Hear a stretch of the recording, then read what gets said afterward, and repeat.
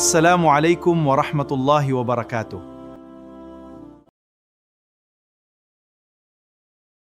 Ang lugar sa pagdarasal. Ang Propeta Muhammad sumakanya ang kapayapaan ay nagsabi, ang kalupaan ay ginawa para sa akin at sa aking mga tagasunod na lugar sa pagdarasal.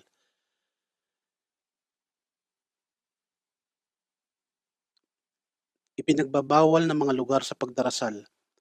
Ang Propeta Muhammad sumakanya ang kapayapaan ay nagbawal ng pagdarasal sa 7 lugar.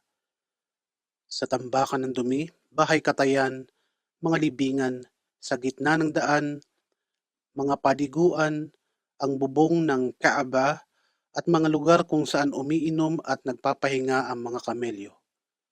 Pagtatakip ng aura, tamang pananamit. Sa kalalakihan, mula sa ibabaw ng pusod hanggang sa ibaba ng tuhod.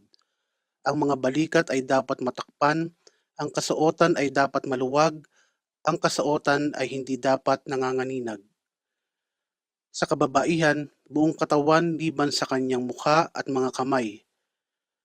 Ang kasuotan ay dapat muluwag, ang kasuotan ay hindi dapat nanganganinag. Pagharap sa kibla, direksyon sa pagdarasal. ومن حيث خرجت فول وجهك شطر المسجد الحرام وحيث ما كنتم فولوا وجوهكم شطره وإنه للحق من ربكم.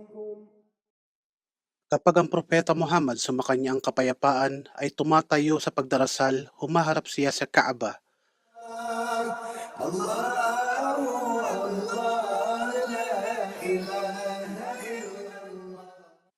Mga oras ng pagdarasal.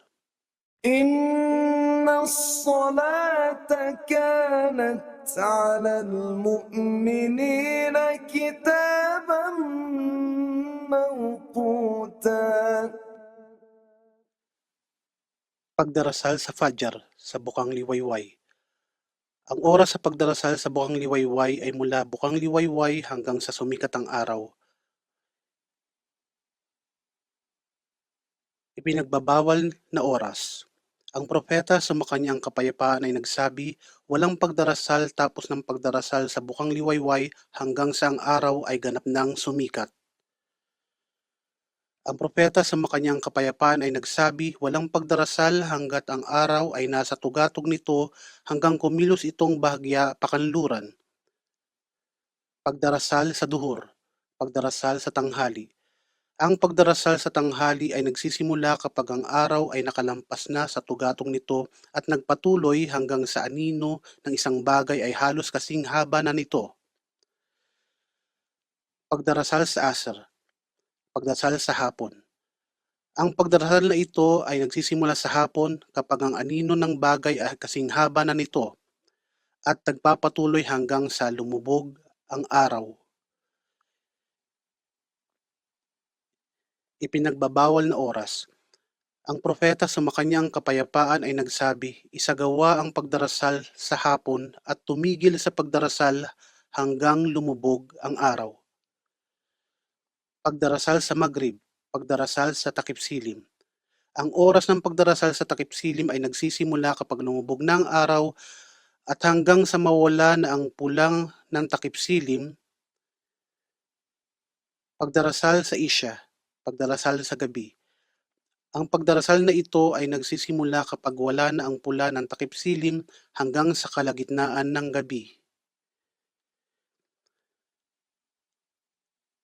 Ang tanging oras na maaring magdasal ay ipinagbabawal na oras ay upang bayaran ang obligadong pagdarasal na lalampasan. Ang propeta sa makanyang kapayapaan ay nagsabi na ang isa sa pinakamamahal na gawain kay Allah ay ang pagsasagawa ng pagdarasal sa tamang oras. Paglalagay ng sutra, harang o tabing.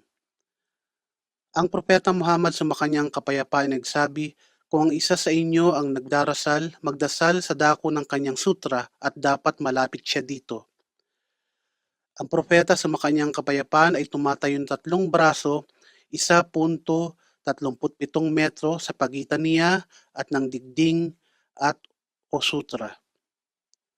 Ang propeta sa makanyang kapayapaan ay nagdarasal sa dako ng isang haligi ng moske, sa higaan kung saan si Aisha nakahiga, kanyang sinasakyang hayop, kanyang sintadera, isang sibat, isang puno, at iba pa. Ang pagbabawal sa pagdaan sa harap ng isang tao habang sila ay nagdarasal. Ang propeta sa makanyang kapayapaan ay nagsabi, kung alam lamang ng isang tao ang kasalanan sa pagdaan sa harap ng isang taong nagdarasal, ay maghihintay sila ng 40 araw, mga linggo o mga taon bago dumaan sa harap nila.